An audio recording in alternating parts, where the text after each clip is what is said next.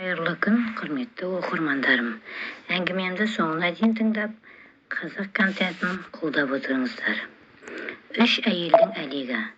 Осы оңтай деген ағамызды екінші әйел алыпты дегенді естігенде, ауылдағылардың бірі жаға ұстаса, бірі қуанып жатты.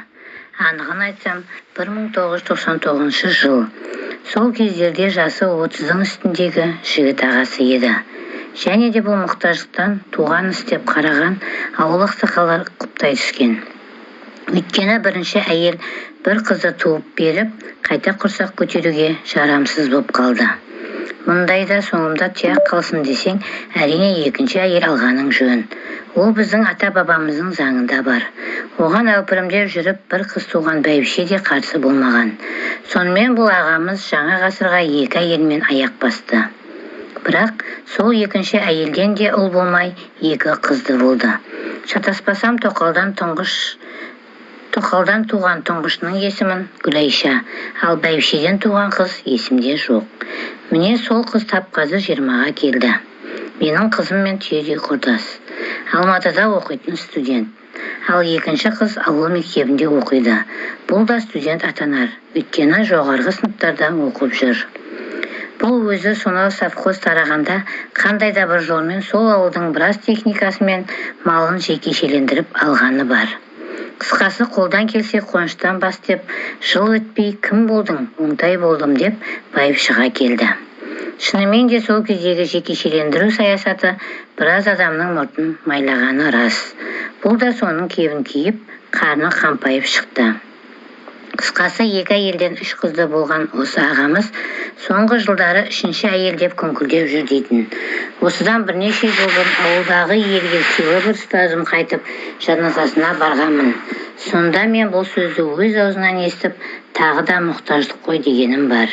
Өйткені айттым ғой, соншама байлыққа ие болар еркек тұяқ керек.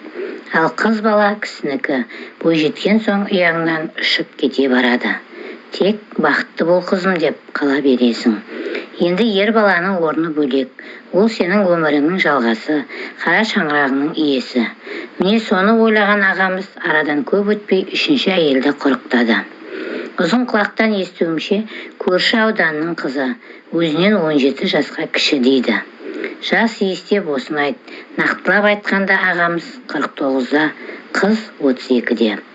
Бұрында 2 рет тұрмыста болып, оның да соңында ерген бір қызы бар екен. Осылайша 3 әйелмен 4 қызға ие бола алмаған ағамыздың жыл өтпей шырқы бұзыла бастады. Өйткені осы 3-ші әйелді алуына о бастан бәйбішесі қарсы болған. Ал 2-ші әйел өзің біл деп басын бұғып қалған. Мұның да бір сыры болса керек. Не ойлағанын кім білсін.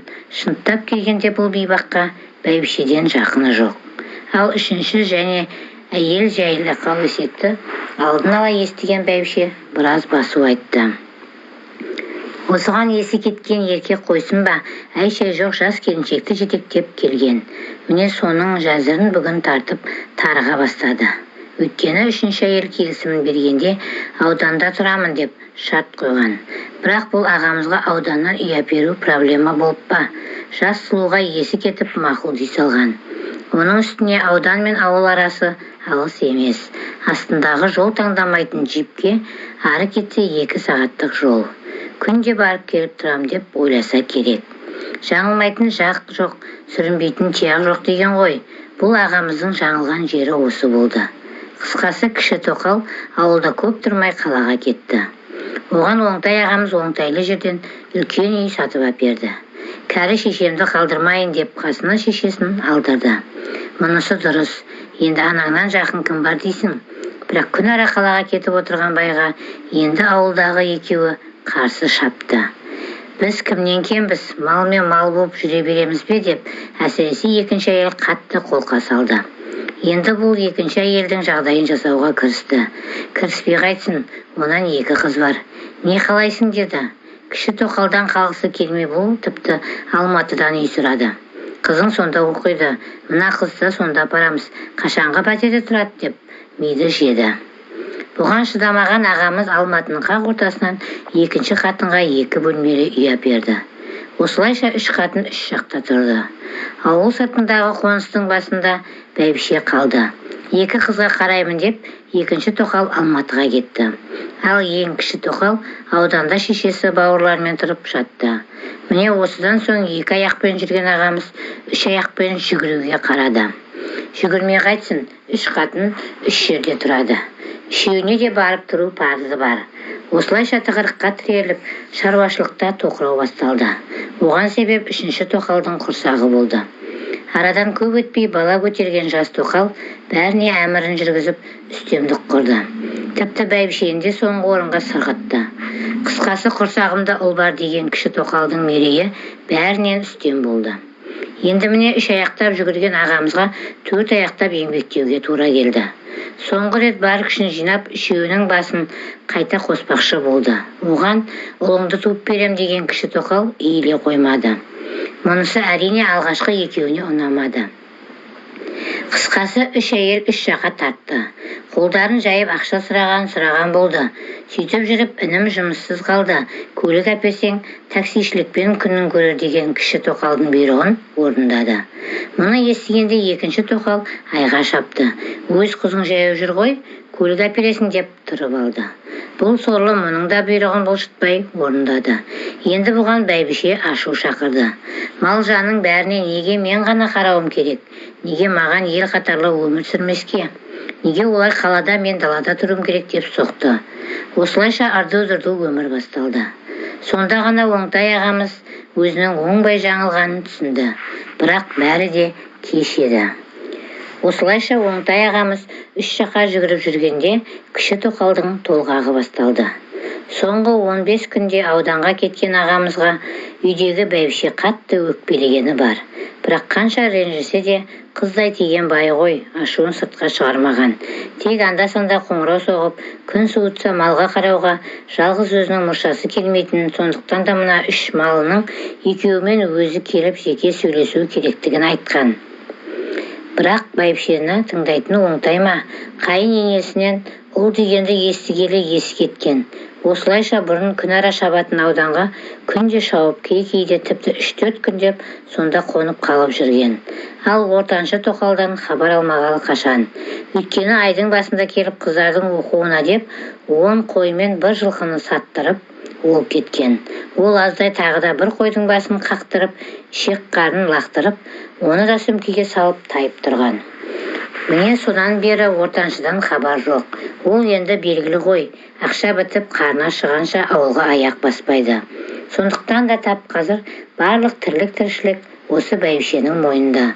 Осыдан бірнеше жыл бұрын ортаншыға мұңын шағып, 40-қа келдік, қартайдық қой деп отыратын бәйбіше соңғы жылдары осы сөзіне қайтып қалғаны тағы бар. Өйткені өзінен 4-5 жас кіші ортаншыны көріп отыр. Қалаға ауысқалы ажары кіріп, сәнімен әні жараса қалыпты. Оның үстіне көлік жүргізуді үйреніп, көзілдірік киіп керіле түскендей. Осының бәріне сырттай білдірмесе де, іштей қызғанышпен қараған бәйбіше қап бәлем тоқтай тұр деп, бетке жағар опаны үйіп төгіп боянып алған. Содан міне малшы көбеге көзі түсіп жүр. Бірақ ардың ала таяғынан аттай алмай, менде адам баласымын ғой, маған неге өз-өзіме қарамасқа, қашанға малмен мал болып жүре бермекпін деп әрең жүр. Ал оған себеп те жоқ емес. Ұл туып берем деген кіші тоқалдың ұлы сөзін естігелі оңтай ағамыз бәйбішеге қарауды қойған. Көп келе бермейді. Келсе де малын түгендеп болып, ауданға қарай тайып тұрады. Міне бәйбіше осыған ашулы. Былайша айтқанда, көк көрпені көтермеген үшін кек сақтап жүр. Бірақ ауылдың қызы ғой, бір жағынан ел жұрттың өсегінен қашса, екінші жағынан қыздай тиген байын қимайды. Кейде сезімге берілгеп, елтіп алғаны болмаса, өзіне өзі осы ойы үшін жеркене қарайды. Алайда байсымақтан тез арада хабар болмаса, күннің күнінде көбекеңнің қолтығына кіріп шыққаннан басқа амал жоқ. Енді айтады ғой, қашанға болсын денсаулықта торға топ етіп түсіп тояттап алмаса қурап жүргелі қашан. Ал оңтай байғұстың мұны ойлайтын шамасы жоқ. Бар білгенім кіші тоқалдың құрсағы ғана. Оның үстіне шайпау енесі қулыққа басып, ол сенікі, көбірек уақыт бөлсең, ол әкесіне тартады деген бар. Саған ұқсаса жаман болмас деп құйрығына көпшік қойып жіберген. Міне бүгін сол кіші тоқалды ауданды қойып облысқа келді. Осында жатып алып, аяғын айқара ашып, қит етсе толғақ деп қоңырау соғып, есін кетірді. Ал осы емхананың алдын торауылдап, тағатсыздана күтіп оңтай жүр. Қалтасынан телефонын алып ортаншыға бір қоңырау соқса, бәйбішеге бір соғады. Бірақ екеуі де телефонда тұрып тілек тілегені болмаса, шын ниетпен сөз айтып, құттықтағаны шамалы. Өйткені іштері күйіп барады. Әсіресе ортаншы тоқал қатты күйзеліске түсті. Неге маған ұлды болмасқа, екі қыз шыққан жерден неге ұл шықпасқа дейді. Оның үстіне әлі жап-жаспын, сылқым, сұлумын дейді. Ал бәйбішеде мұндай арман жоқ. Тұңғыш қызы туғанынан ақ маңдайына қара тігіліп, құрсақ көтеруден қағылған. Енді мұның көксегені көбейдің құшағы ғана. Осыдан оңтай қайтып келмесе, бұрынғыдай құшағына түнемесе, ол күнінде алыс болмасын біледі. Құрғыр табиғи талап деген бар ғой, тартып барады. Ол дегенің жәндіктен бастап адамзатқа да ортақ. Күндердің күнінде құшақтап барып құлай салу да ғажап емес. Бірақ тағы да айтамын, оңтайды қимайды. Оңтайды, ал оңтай сорлың күте-күте көзі төрт болды. Ендігі ойы қаладан пәтер жалдап, сонда барып тынығып алу ғана. Сол үшін де қолындағы газетке үңіліп, номер тере бастады. Үлкен қалада пәтер деген проблема ма? Кешкі асын ішіп алып, жарты сағатта жетіп келді. Содан ортаншыға қоңырау соғып, хал жағдайын қыздарын сұраса, бәйбішеге соғып, мал жанды сұрады. Сонан соң қор етіп ұйқыға кетті. Ал Байсымақтан алыста жүрген ортаншы өнер ашқалы қашан. Өзінен 5 жасқа кіші психолог жас жігітпен жымыңдасып жүргеніне біраз болған. Қазірше оны ешкім білмейді. Екі қыз оқуына кеткенде қоңыраулатып шақырып алып айызын қандырып жүр. Жас жігіт қойсын ба әп-сәтте тас талқанын шығарып талқандап кетіп жүр. Бірақ ұрлық түбі қорлық деген бар. Үлкен қыз күдіктеніп үлгірген. Сонан бері мамасына деген сенімнен секемі басым боп қабағын түйіп алған. Әрине ол әлі жас қой, бірақ барын ауыздарына тосып отырған әкесін жақсы көреді. Сондай-ақ осы жүрістің бәрі оңтайдың арқасы екенін жақсы түсінеді. Сондықтан да мамасының телефонын аңдуға көшкен. Қолайы келсе, қой мама деп айтпақшы болып оқталып жүр. Бірақ қазірше нақты айғақ дәлел жоқ. Тек өткенде моншада тұрып мамасының әлдекімге жаным, сен менікісің, ертең келсеңші деп айтып жатқан сөздерін құлағы шалған. Сонан бері мамасына деген өкпесі қара қазандай болып сырт айнала бастағанда. Ал жас жігіттің бұлауына түскен ортаншы тоқал тоқтай алар емес. Тіпті оңтайдан көрмегенді сенен көрдім деп жігіттің қалтасына ақша салып жүр. Бұл бейбақта қайтсын енді, бай дейтін байда алыста. Тең-теңімен тезек қабымен ғой. Оңтай мені менсінбейді деп ойлайды. Шынымен де кім-кімге өкпе айтар дейсің. Өйткені бай дейтін Байсымақтың болмаса, аптада бір кеп айғырша шауып тұрмаса, ол байға жата ма? Қайтсын, мұның да бай көрмегеніне біраз болған. Міне бұл да қашанғы жүрер, өзі жас, содан жас жігіттің буына түсіп ымдасып бастаған. Мұндайда қор болдың, сорлы Оңтайжан, ай дегеннен басқа амалың жоқ. Әлі көрерің алда ғой сенің. Мұқтаждық деп бірінің үстіне бірін алып, енді міне еркектің намысын таптала бастады. Әлі бәйбішенің басы бұзылмасын, өйткені ол да әрең жүр. Құдай-ай, бәйбішеге тобық бере көрші осы. Қысқасы шыр еткен қоңырау үнін естіген Оңтайдың қуанышында шек болмады.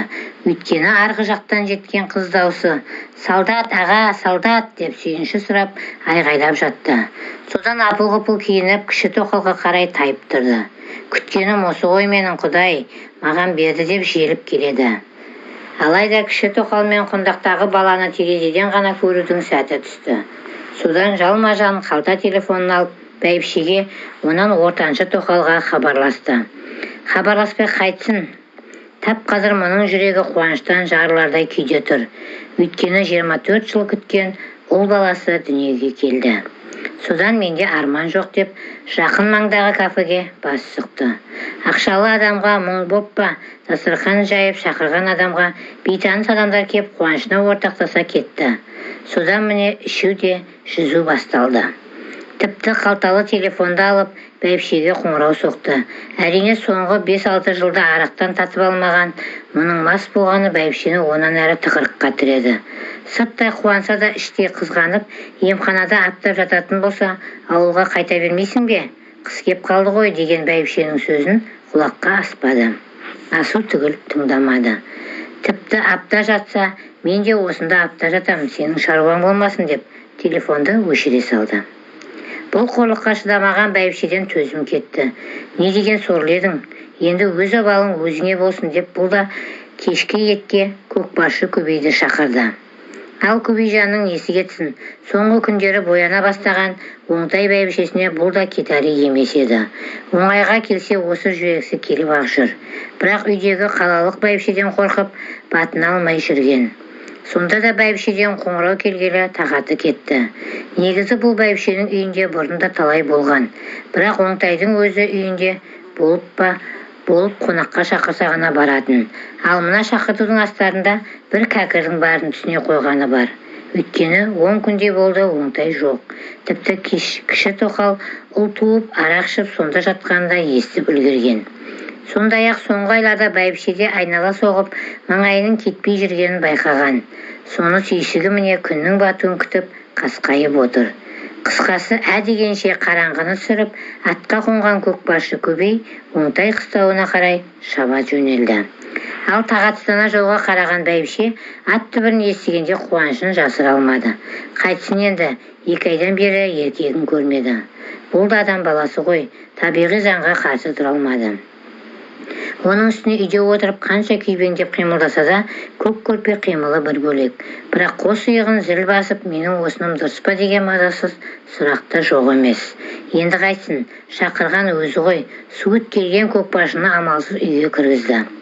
Ал көбейдің көкейі нәпсі құмарлығы тесіп барады. Негізінде ойлап қарап өткен өміріне бұл да көз жүгіртіп көрген. Сөйтсе сонау үйленгелі бері 12 жылда солға қарап аттап баспаған екен. Сол үшінде бұл оған қызық көрініп, өзінен 4 жас кіші қалалық қатынынан 4 жас үлкен оңтай қатыны артық боп тұрғандай. Алайда осы баланы оңтайдың өзі басы қасында жүріп үйлендіріп, үйлі қылғанды ұмытпағаны жөн. Оңтайға келгенше өткен кеткенмен стақандас боп үйлене алмай жүргені рас еді. Демек үстіндегі үлкен үйді де оңтайдың арқасында сатып алған. Ал сол үйдегі 3 жылда оңтайдан тумаса да, әкелері аға дегенге олар ата деп кеткен. Міне осыншама жақсылықтың бәрін бір түндік бүлкілге бұл есуасты ауыстырмақ ойы бар. Сол үшін де жан-жағына алақ-жұлақ қарап, ұрлана басып есік алдына келді. Ал мұның барын уақытпен есептеп қойған бәйбіше жетіп кеп есік ашты. Осылайша ұрлық істің уақыты жетіп, жүгірмек көбей жайылған дастарханға отырды. Ал қазаны күйбеттеген бәйбіше аман саулықтан әрі сала алмай күйбеңге түсті. Күйбеңмен қосылып қара терге малынды. Онан әрі жақ ашып сөйлемеді. Денесі мұздап, жүрегіне қорқыныш ұялады. Тұла бойын үрей биледі. Әлденеден сезіктенгендей секемдене бастады. Қысқасы мұндай қылмысқа бару бәйбішеге оңай соқпады. Себебі 24 жыл отасқан оңтайын қимады. Ал көкбашы жігіт бәріне де дайын еді. Өйткені әумесері оянып, аттың басын жібер деп қолқа салғалы қашан. Бір ойы осы тұрғанда соңынан барып, қапсыра құшақтап алғысы келді. Бірақ оған шамасы жетпей қиналды. Мұның да көз алдында өз әйелінің сұлбасы келді. Сұлу ғой шіркін деп, сұқтанып алып ойға батты. Ал әумесер батыр онан сайын жылқына түсті. Құтты бір жын көргенде жібер деп шыдатпай барады. Көкбашы емес пе? Содан орнынан тұрып бәйбішеге жақындай түсті. Өз ойындағыдай сырттай қапсыра құшақтап, жаңа халаттың түймелерін ағыта бастады. Міне әу десе болғаны көк көрпеге құлап бүлкілдей жөнеледі. Бірақ оған дейін жетпеді. Жылқына кеткен бәйбіше құшағынан сытылып кетті. Анадайға барып түймелерін қайта қадап сөзге көшті. Кешір мені оңтайым, аман тұрғанда мен мұндайға бара алмаймын. Асыңды іште, қой қорадан хабар ал. Сосын үйіңе қайта қой, келін іздеп қалар деп үстелге шақырды. Міне осымен бәрі бітті. Арамырлық жүзеге аспай қалды. Ал астан ауыз тиген көкпаршы көбей үйіне зытты. Осылайша бәйбіше ардан аттай алмады.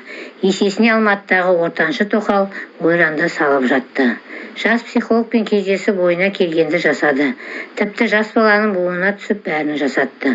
Ал араққа сылқия тойған Оңтай ағамыз кіші тоқалды күтіп қаладағы пәтерде ес-түссіз жатты. Соңғы күндері бәйбішемен телефонда ғана сөйлесіп жүрген Оңтайдан ес кете бастады. Сорлы ғой сорлы, аудан мен ауыл арасы әрі кетсе 2 сағаттық жол. Ал бұл болса қалың түскен қарды сылтауратып мұнда жатып алды. Тіпті шынтуайтқа келгенде соңғы кездері Оңтай ағамыз өз басымен де жүрген жоқ. Өйткені кіші тоқал мойын болса қу қайнене ми боп жабысып алған. Сондағысы баланы қырқынан шыққанша көзден таса ұстауымыз керек. Қазірше ауылға баруға болмайды. Сосын бала өзіме тартсын десең, шілдеден шыққанша өзің де осында бол, деп қайнене қолқа салған. Содан міне ауылға бармағалы 2 апта болды. Осында жүр. Арасында ауданға келген құрдастарын шақырып, кіші тоқалдың үйіне қонақ қып жіберіп, бәйбішеге сәлемді айтып жатып алды. Ал бұған бәйбіше қалай шыдасын? Біріншіден ит тырнағы ішінде күйік бар.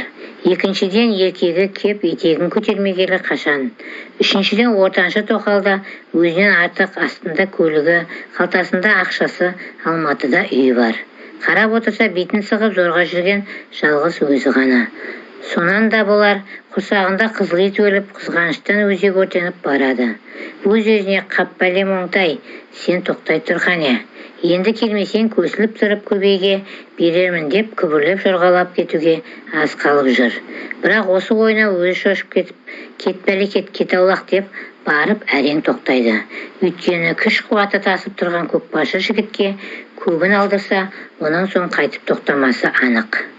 Оңтай жоқ десе болды, қыл мойын әумесерін сөйтіп келеді де тұрады. Міне сонан соң бұл баладан құтылып көр. Ал ондай қылмысқа мынандай кішігірім ауылдың мұрша бермесі анық. Күндердің күнінде әшкере болса, ең бірінші Оңтайдан айырылады. Ал онан айырылды деген сөз, тап мынандай аста төк азыптанған айырылады. Қазірше қол байлау болып тұрған міне осы ғана. Әйтпесе ғой шіркін, алып денелі көбейдің құшағынан жаны жай табатынын біледі. Бірақ анда-санда әсіресе көзі ұйқыға кеткенше ойлап қойғаны болмаса, қазірше арын қиған жері жоқ. Қысқасы бәйбішені құртып жүрген міне осы ғана. Ал енді ортаншының жағдайы белгілі.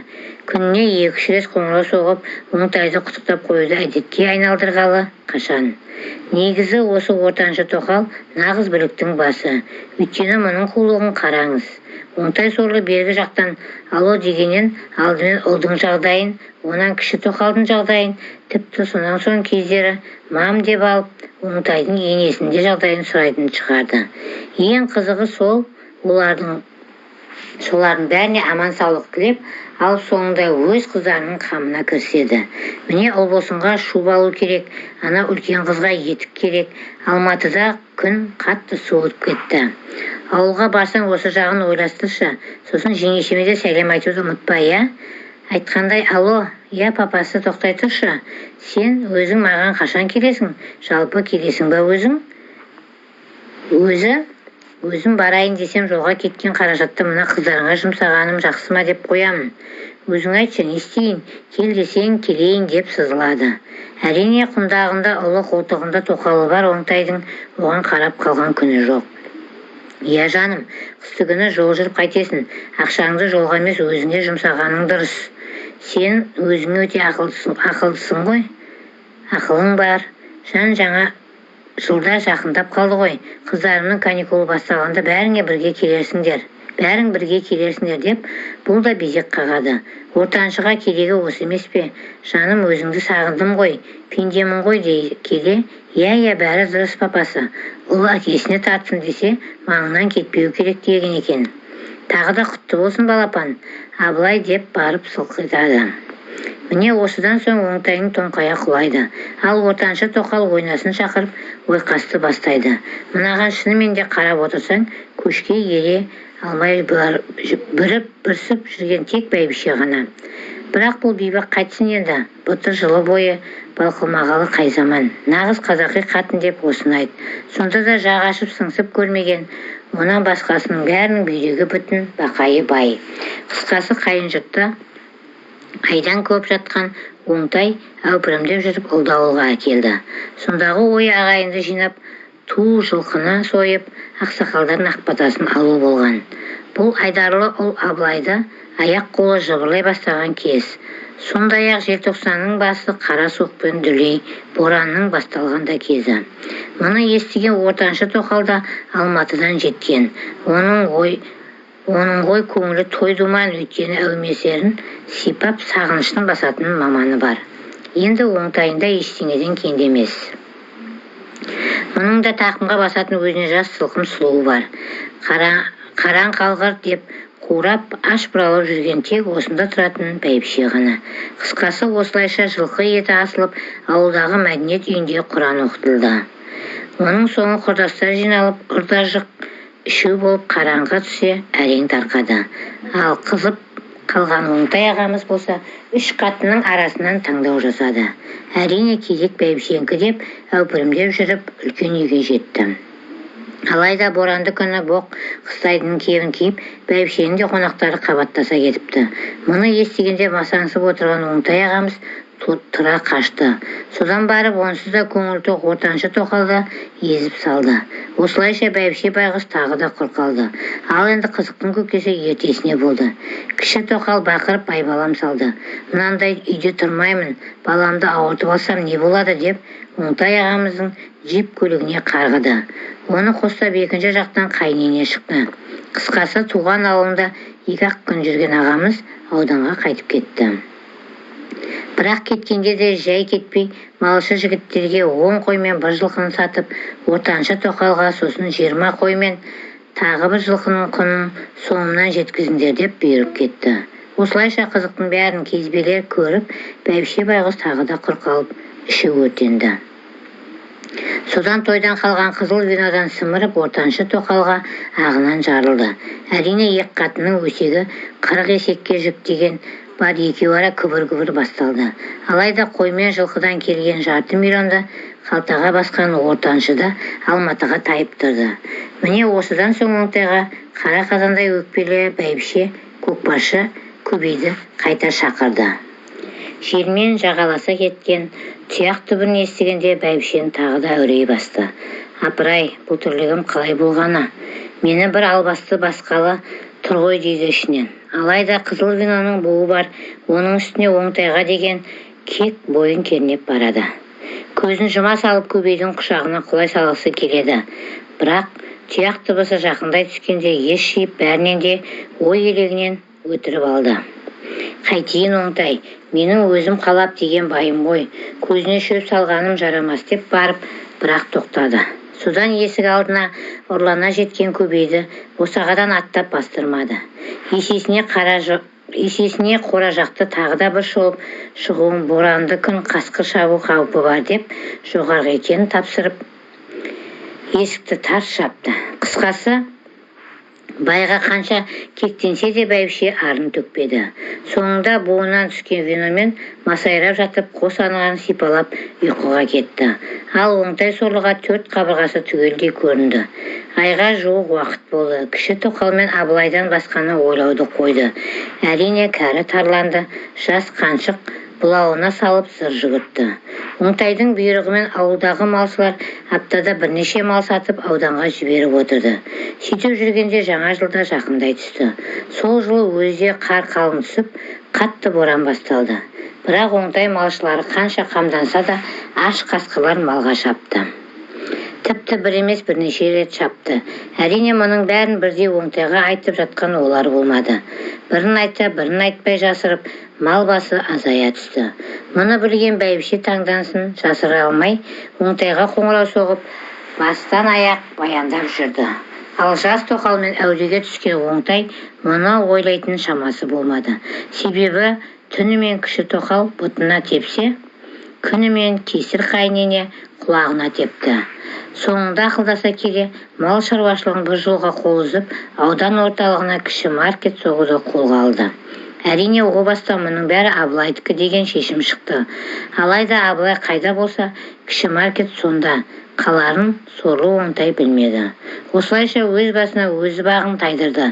Қысқасы, жаңа жылға келген ортаншы тоқал мен қыздарын жіберген оңтай мал басын сатуға кірісті. Онысы көктем шыға құрылыста бастап жіберсем деген ой еді. Сөйтіп бұрындары ондап сатылған мал енді жүздеп сатыла бастады. Тіпті бәйбішенің ойлансайшы, мұның неге деген сөзіне құлақ аспады. Ал түптеп келгенде мұның бәрі кіші тоқалдың жасырын жоспары болса, қайын ене де мұнан кейін қазақ тек саудамен ғана күнін көреді деп қақсады. Міне оңтай сорлының оңбай қателескен жері осы болды. Өйткені оларға қарсы тұратын қауқары болмады. Осылайша бәйбішеге бақырғанда бұқадай оңтай тоқал алдында тілсіз түлкіге айналды. Ал бәрінен бұрын жалғыз ұлы Абылайдан айырылып қаламын деп қорықты. Содан болар кіші тоқал не десе мақұл деп безек қақты. Бірақ мұның бәрін бәйбіше білмеді емес білді. Тіпті бұл жайлы оңтаймен ашып та сөйлесіп көрді. Алайда басында миы қалмаған оңтайға бөгет бола алмады. Өйткені малдан қатты шаршадым. 25 жылдан бері малмен мал болып келеміз. Енді сауда жасаймыз. Бұл өте тиімді бизнес. Ең басты таза жүрсең таза тұрасың деп бет бақтырмады. Қысқасы, сол жылы жаз ортасы ауғанда оңтай сорлының бас аяғы 50 шақты қойы, 5-6 сиыры, 5-6 жылқысы ғана қалды. Тіпті фазенданың да біразын сатып аудандағы құрылысқа салды. Ал мұның бұл тірлігін біреулер құптаса, біреулер боқтап жатты. Қолдан келсе қоныштан басатын қазақ емеспіз бе? Енді бірі ұрлықтан жиналған мал еді, тақырға отырғандай деп күңкілдеді. Тіпті халықтың ақысын жеді. Ешқашан жібермейді. Осылайша бас аяғы 2 жылдың ішінде оңтай отбасынан береке кетті. Бұл деген енді сөз болып па? Қызықтың көкесі тоқалдан туған үлкен қыз күйеуге кетерде басталды. Қыз жасауы деп қақсаған ортаншы тоқал ауданға жетті. Онан оңтайдың сүйрелеп ауылға келді. Ал енді бұған қолда барды, бәйбіше берсін бе? 2 қатын шаш шылып бет жыртысты.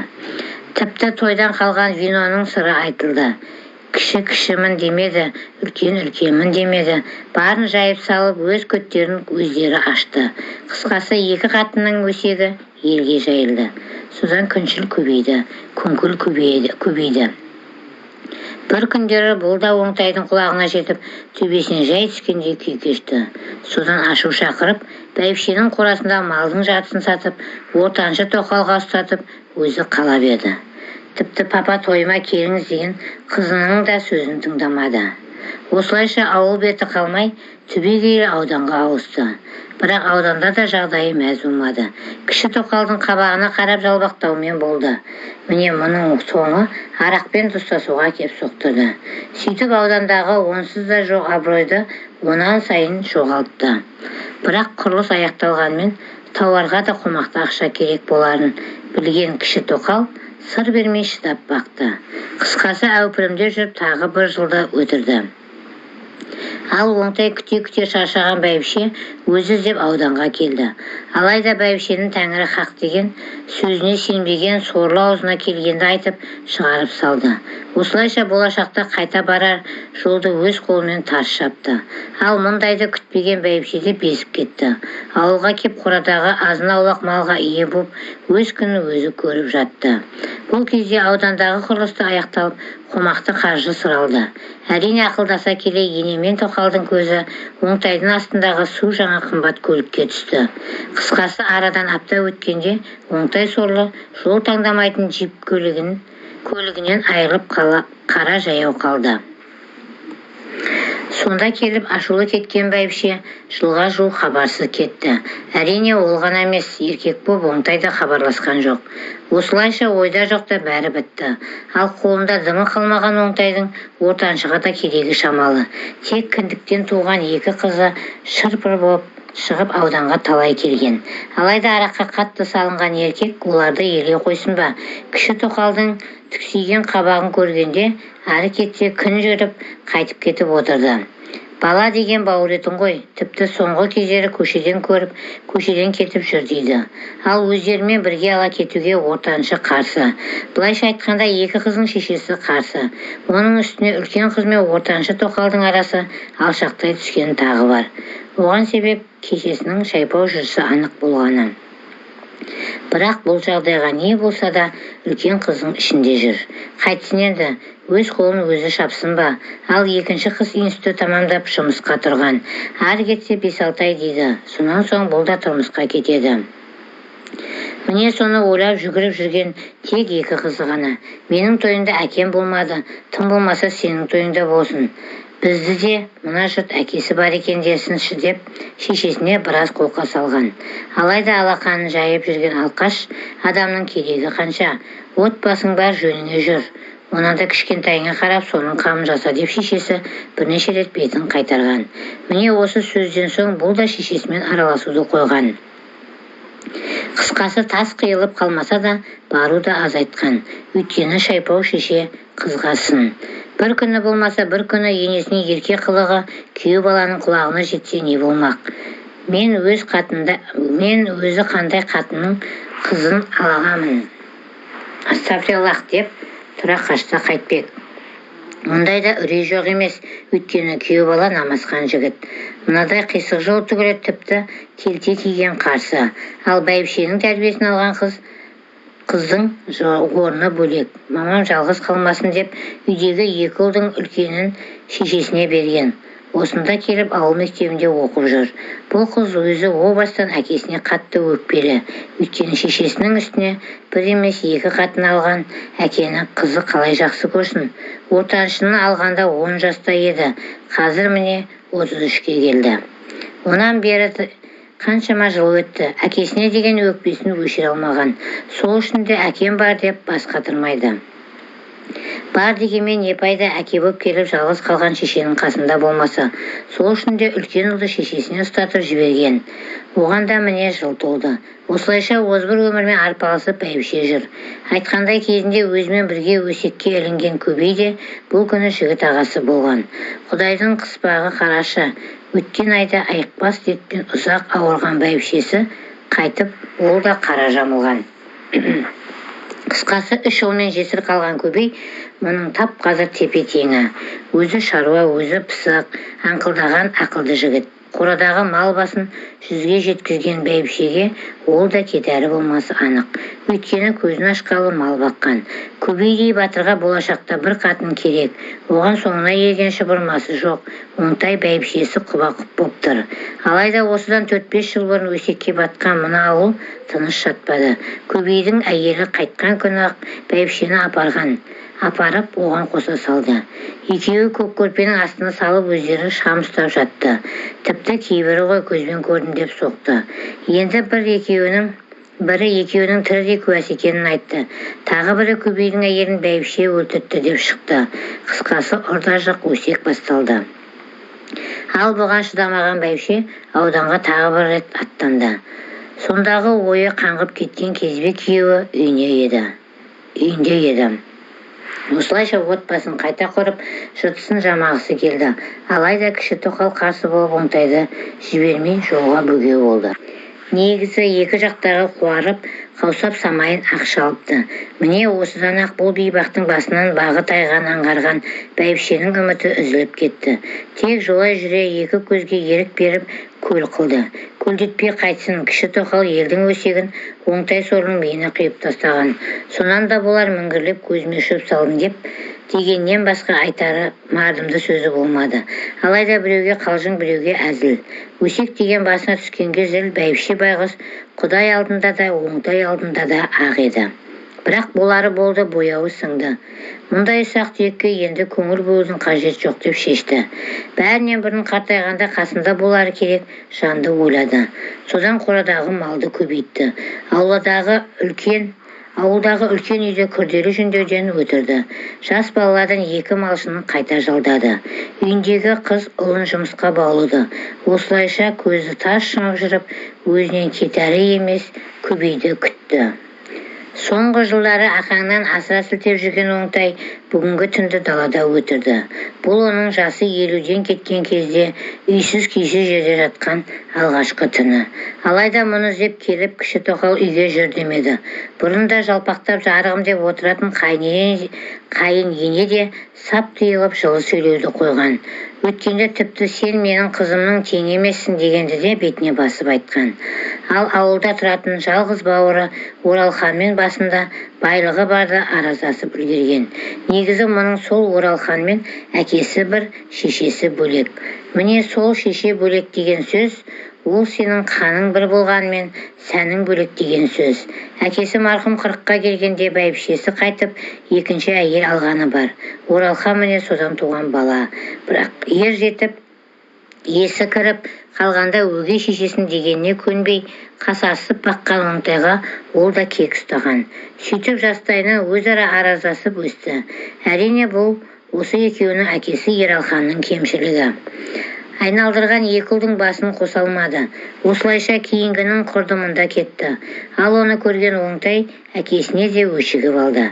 Бірақ осы ұлым өкпесін басын деп марқұм атамыз совхоздан бұйырғанның бәрін оңтайдың алдына салып бергені бар. Енді бұған өгей шеше қарсы. Өйткені менен туған ұлыңа не бересің дегенде, бұл әлі жас қой. Ер жеткенде екеуіне өз қолымен теңдей бөліп беремін. Қазірше кедергі болмай қоя тұр деген.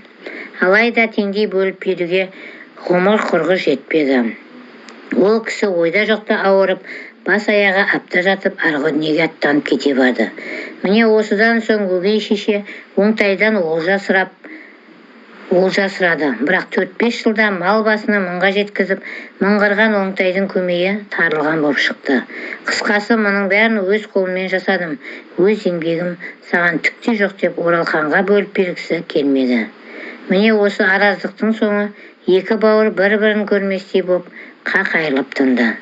Сонан болар, оңтайдың үйсіз-күйсіз қалған естігенде Оралханның табалағаны бар. Тіпті өзіне де сол керек деп 30-ға жетпей өзімшілдік жасап қуанғанын қайтерсің. Ал соңғы тірегі болған бәйбішені басқа тепкеннен кейін оңтайдың жақыны да жанашыры да қалмады. Алайда ортаншыдан туған 2 қыз бар ау, бірақ олар әкем деп зарлағанмен қолдарынан келер қайран жоқ. Өйткені ортаншының өзінің орда бұзар еркегі бар. Ал бәйбішеден туған үлкен қыздың үй жайы бөлек. Бірақ шешесінің үстіне бір емес 2 қатын алып, сен ұл тумадың деп шешесінің талай соққыға жыққанын көрген, қыздың мұндай безбелек әкеге қалай ғана жүрегі жылсын. Демек, 3 қыздан да қайран жоқ. Ендігі қалған үміті тек балпылдап жүрген мына бала Абылайда ғана. Алайда соңғы 6 жылда арақтан айықпаған адамды бұл да жатырқай бастаған. Әрине 2 жақал қуанбаса өкінер жайы жоқ. Өйткені оңтайдың соңғы тірегі болған жер қазығын шешіп алғалы соншама уақыт болды. Міне содан бері оңтайдан қадір кетті.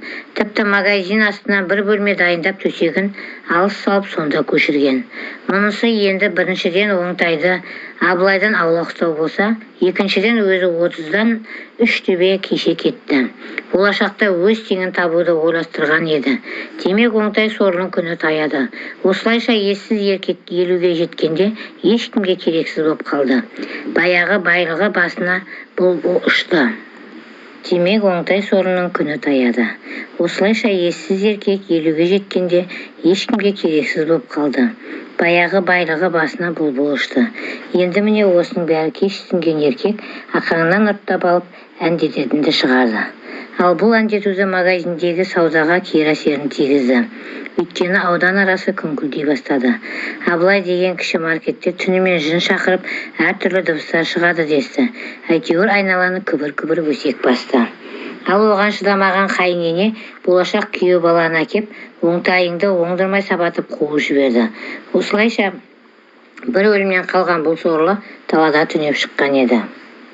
Содан есін жиып көзін ашқанда күн тас төбеге көтеріліпті.